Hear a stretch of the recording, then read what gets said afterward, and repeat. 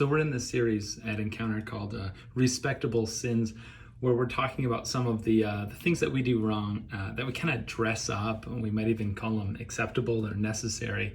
You know, they're respectable. Now, we talked about anger and some of the ways that we use our words. Today, in this kind of midweek time, we're going to talk about the respectable sins of impatience and irritability.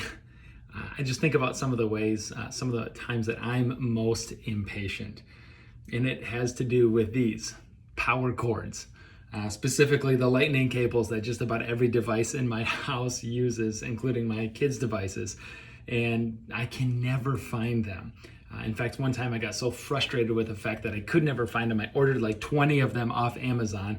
I made my kids use their like chore money to buy them from me and to like write their names around each one of them and keep them to themselves. At the same time, I wrote the names of like where they belong. This is a kitchen, this is bedroom. It wasn't my finest moment as a parent. I can kind of recognize that I purely did that out of my own impatience. And when impatient is easily arrived at, it becomes irritability. When we go there quickly, it wasn't my most Jesus self.